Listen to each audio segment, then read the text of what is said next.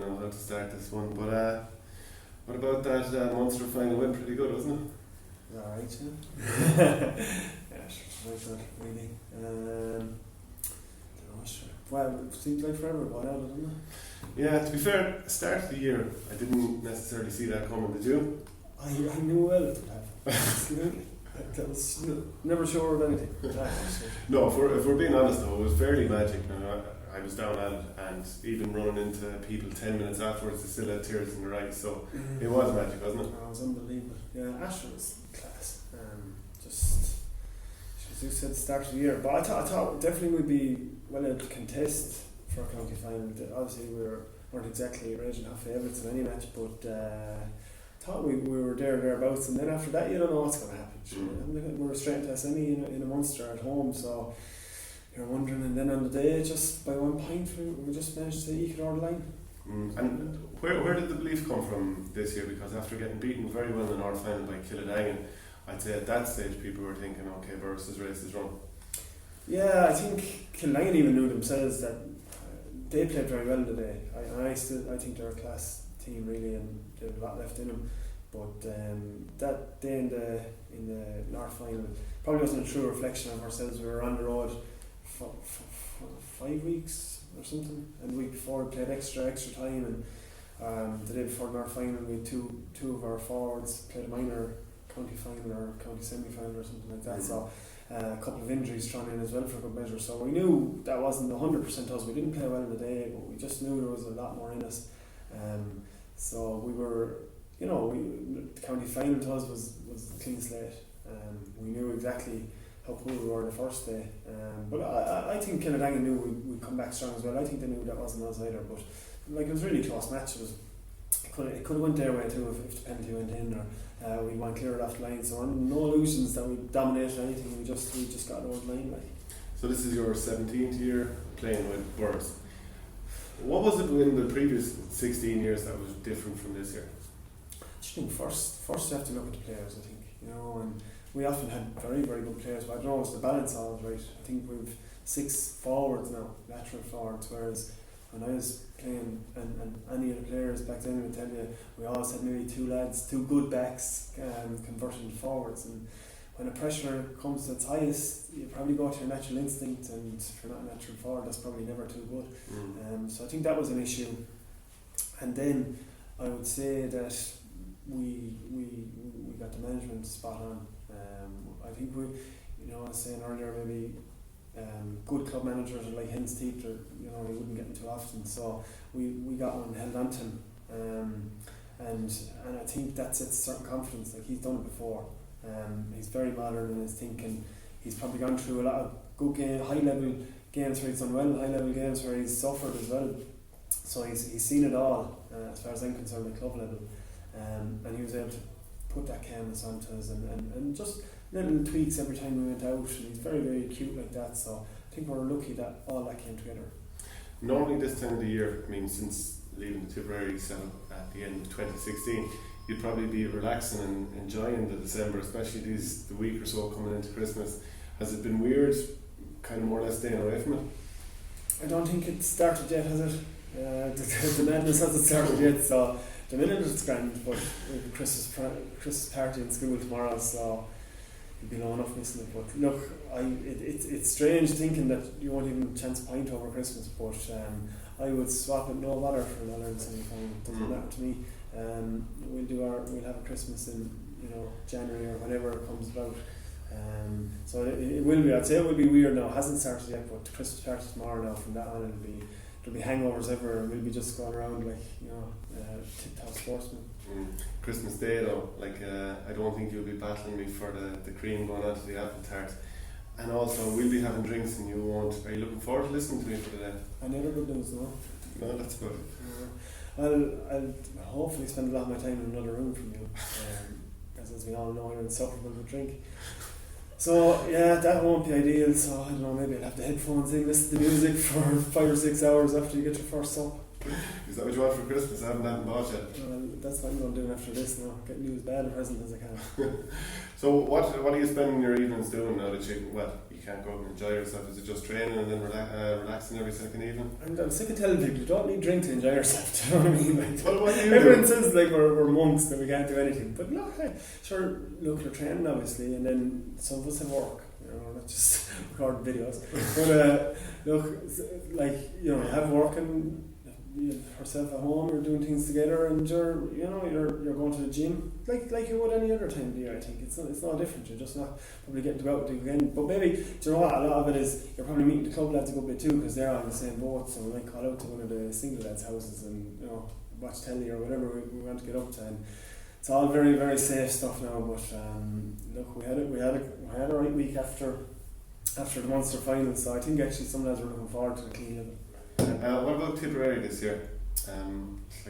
Did you see that coming at the start of the year? I definitely thought there'd be in the shake-up. Like, there's a fair core of players there that if you can get other lads to do a job around them, they'll be competitive. Like, they've been, you know, I think it's very difficult. Things went a bit sour with Mick there in terms of performance.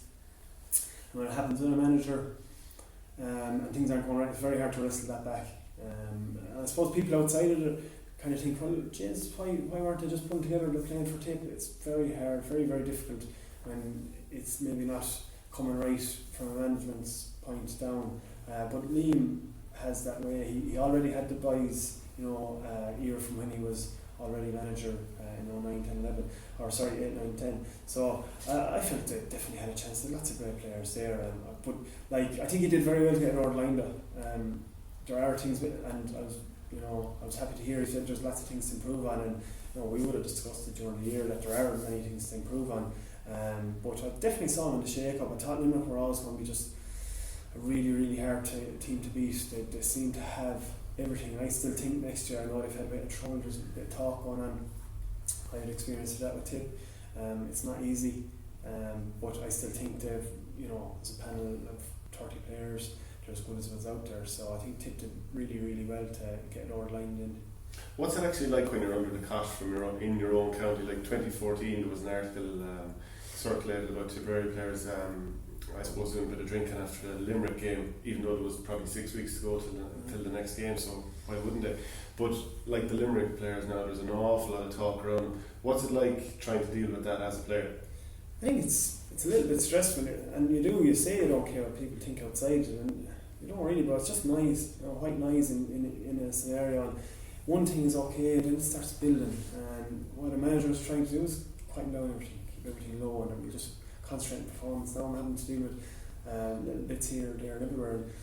And I remember, was it 12 and 13 or 11 and 12, lots of things like that happening with Tipperary, and you know, 99% pure, like absolute rubbish, or something that didn't probably,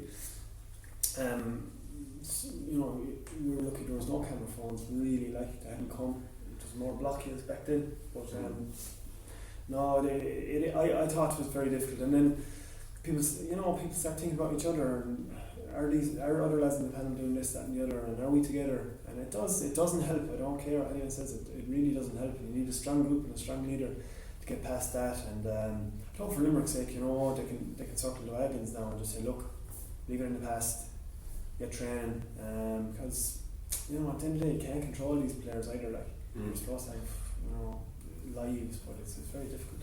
Because when it happened to you, it happened mid-season in 2014. You went on to get all the way to the All-Ireland final. Actually, how did you even turn that around? Like, it's different for Limerick. It's after happening long before the new season starts, so they have more time to let it settle. I actually think that was a kind of a different scenario, because I think it brought people, like, we weren't going too bad that year. We lost marginally in a league final actually that year, and okay, but we had something like 7 or 8 weeks to the first round of the championship, and like actually nobody even drank after the league final. This is the thing, nobody had drank after the league final that we lost, and we had 8 weeks left. We said no, put the head down and go. And so I suppose we probably put too much into that first round, and we played unbelievably tense and poorly the same day.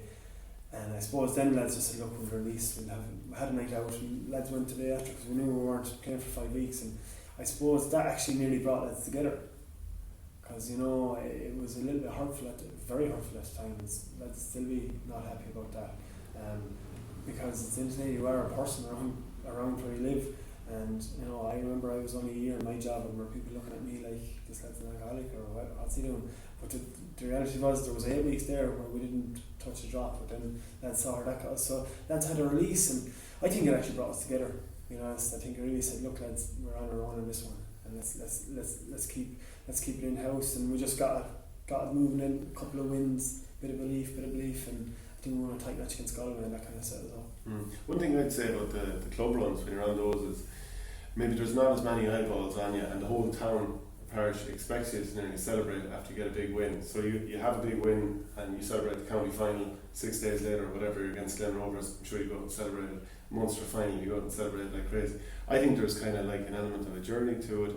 There's a lot of fun to it, and the fact that you're going out and celebrating, I think, adds to it. What would you think? It does, definitely. We've all been part of losing boozes, shall we say, or drinking sessions, and it's all great, but it's that much sweeter, and you get that. It definitely helps that bond, and and it depends on your culture. Sure, Ireland is, how do we bond? We all have a few drinks and a laugh and make fool of ourselves, but that's what bonds us together. I suppose that helps. That has certainly helped us, and it's led us to knowing each other better, enjoying each other's company more, because we're stuck together now the whole time, whether it's out for a few pints after a win, or now that everybody else is going out and we're not. We're just stuck together by this, and it's brilliant. And I think we're enjoying how it's affected the local parish. It's affected in such a positive way, and it's brought a lot of positivity around. A lot of bunting up around Borris-Ileigh, a lot of decorations, but would you say there's any particular decoration that is better than others around Borris? Yeah, like mannequins fairly good, isn't it? Yeah. It's good. It's ever present. Yeah, that'll be the mannequin that our mother has dressed up in Borris-Ileigh colours out the front. Then just finally, St Thomas's, you know them pretty well. They played in an All-Ireland semi-final in Thurles against Ballyea, obviously in the All-Ireland final last year, won it before as well, so in no kind of under no illusions about what they're bringing. No, and I think that's a sign that we do know them so well. Why? Because they're always in these these big games, semi-finals and finals. We know what players are out there. We know what the quality. They've won All-Ireland Club, All-Ireland Seniors, underage with Galway as well.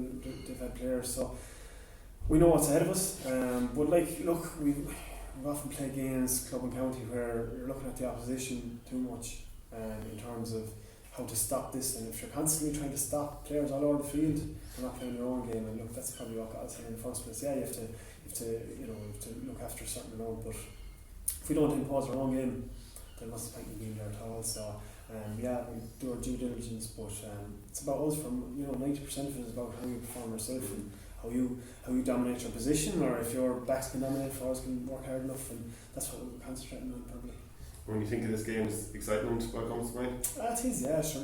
Aren't you dreaming about it for so long? I think especially when you're getting up the years, you've gone through so much disappointments and so many times where you think, Jesus, I don't think we'll ever do anything.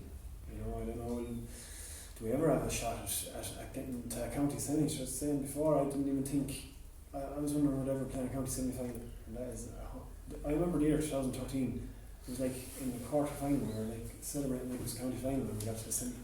So you're going from that, now you're playing in an All-Ireland semi-final, it's so exciting, and you're kind of proud then that you can represent all the people, because you can see how happy it makes you at home. So we're just the lucky ones, really. And Johnny Kelly, the fact that he's been here with Portona, it means that you're not going in totally novices at this stage. I think that helped us in the Munster, really, because he was the one bringing us down to earth. Because to him it was just like another game, and I think you take on your manager's attitude a lot of the time, whether that's aggression or calmness or whatever it is, you eventually take it on. And so he got us down to earth on that Wednesday night and just said, look lads, you'll regret it forever if you don't give this a right go. And we treated that as its own championship, the Munster 2 games, and we're treating this like its own championship with semi-final. If we get through that, it's final. So I think it's not more elaborate than that. It's very, very simple. It's very simple like the rest of the games, and I think that's the best way to be. Great stuff. Should we go off and get dinner, will we? See ya. See you out there.